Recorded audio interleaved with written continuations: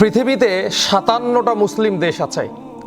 এই ৫৭টা মুসলিম দেশ যদি চেষ্টা করে পশ্চিমাদের ধারের কাছে তাদের যাওয়ার প্রয়োজন নাই। এই ৫৭টা দেশে আল্লাহ তাআলা তেলের খনি দিয়েছে, গ্যাসের খনি দিয়েছে, কয়লার খনি দিয়েছে।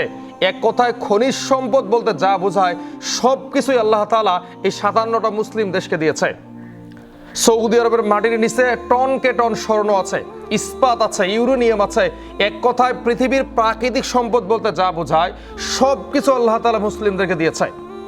৫৭টা মুসলিম দেশ যদি ঐক্য করত যে আমরা কোনো দিনও কোনো কারণে পশ্চিমাদের কাছে যাব না, এরা খুব ভালোভাবে চলতে পারত। কিন্তু ৫৭টা মুসলিম দেশ এত কিছু পাওয়ার পরও তাদের গোলামের জিন্দিগি খুব ভালো লাগে। এই জন্য সৌদি আরব গিয়ে আমেরিকার পায়ে ধরে, কাতার গিয়ে আমেরিকার পায়ে ধরে, ইসরায়েলকে বন্ধুরূপে গ্রহণ করে, মনে করে তারা আমাদেরকে নিরাপত্তা দিবে। একটা একটা করে প্রত্যেকটা আরব দেশকে আজকে ধ্বংস করে দেওয়া হচ্ছে। ইরাককে ধ্বংস করে দেওয়া হলো, লিবিয়াকে ধ্বংস করে দেওয়া হলো, সিরিয়াকে ধ্বংস করে দেওয়া হলো, লেবাননকে ধ্বংস করে দেওয়া হলো, পুরো ফিলিস্তিনকে গিলে ফেলা হলো। এখন হামলা করেছে ইরানে। এরপরও এই সমস্ত মাথা মোটা আরবদের লজ্জা হয় না, বিবেক বিবেচনা আসে না, চিন্তা করে না যে পরবর্তী টার্গেট আমরা। আর কয়টা দেশ বাকি আছে?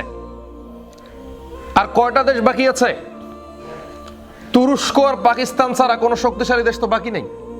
এই সমস্ত দেশের মধ্যেও তারা কিন্তু অতি দ্রুতই হামলা করবে, কেননা তাদের টার্গেট একেবারে পাকিস্তানের পারমাণবিক অস্ত্র পর্যন্ত ধ্বংস করে ফেলা। এরপর কি হবে? মুসলিমদের আর কোনো ঐতিহ্য ইতিহাস থাকবে না। তখন মুসলিমরা ওই যে দূরে পড়ে থাকা নোংরার মতো হবে। আর নবী সাল্লাল্লাহু আলাইহি ওয়াসাল্লাম এটাই বলেছিলেন, শেষ জামানায় মুসলিমরা হবে আবর্জনার মতো। আবর্জনা যেমন রাস্তার মধ্যে পড়ে থাকলে এটাকে কেউ মূল্যায়ন করে না, আজকে পশ্চিমারা মুসলিমদেরকে মূল্যায়ন করে না।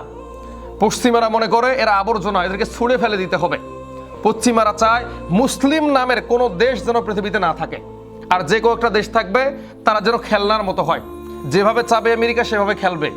আজকে কিছু দেশকে তার খেলনার মতো বানিয়ে ফেলেছে, আর যারাই পশ্চিমাদের বিরুদ্ধে গেছে তাদেরকেই ধ্বংস করে দিয়েছে। এই যে ইরানে হামলা হচ্ছে না, কেন হামলা? ইরান কি আমেরিকায় হামলা করেছে? ইরান কি মধ্যপ্রাচ্যের কোন দেশে হামলা করেছে? করেনি তো। কিন্তু ইরানের উপর হামলা কেন? ইরান ওই শক্তি অর্জন করতে যাচ্ছে যে শক্তিকে ভয় পায় আমেরিকা এবং ইসরায়েল। সেই শক্তি কি? পারমাণবিক অস্ত্র। আর এই পারমাণবিক অস্ত্রের একেবারে কাছাকাছি ইরান। তাদের কাছে আছে প্রায় 450 কেজি সমৃদ্ধকরণ ইউরেনিয়াম, যেগুলো 60% সমৃদ্ধ।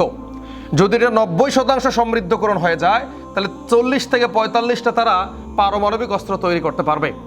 এই মিসাইল যেন ইরান বানাতে না পারে, এই ভয়েই তারা ইরানে হামলা শুরু করেছে। আর প্রত্যেকটা মুসলিম দেশ গরু ছাগলের মতো দেখছে। ইরানকে সাহায্য করার জন্য একটা দেশও এগিয়ে আসলো না। আমেরিকা যুদ্ধ শুরু করেছে, ইসরায়েল যুদ্ধ শুরু করেছে। এই দুইটা দেশকে সমর্থন দেওয়ার জন্য অস্ট্রেলিয়া, ফ্রান্স, জার্মানি, ইটালি সরাসরি ঘোষণা দিয়ে এগিয়ে এসেছে। অথচ ইরানের পাশে গোপনে সাহায্য করার মতো একটা মুসলিম দেশ খুঁজে পাওয়া গেল না। এই দ্বিচারিতা কেন? এত ভয় আরবদের মনে কেন? সম্মানিত দর্শক, আজকে ইরান একা হয়ে পড়েছে। পৃথিবীর মানুষ তাদেরকে আজকে ঘৃণা জানাচ্ছে, বলছে তোমরা আমেরিকার সঙ্গে লাগতে গেছো কেন? ইরান কিন্তু কারোর সঙ্গে লাগতে যায়নি। ইরানের মানুষেরা ভালোই ছিল, ভালোই তারা দিন পার করছে। কিন্তু আমেরিকা জোর করে তাদের উপর যুদ্ধ চাপিয়ে দিয়েছে, কেননা সেই মহাশক্তিকে তারা ধ্বংস করতে চায়।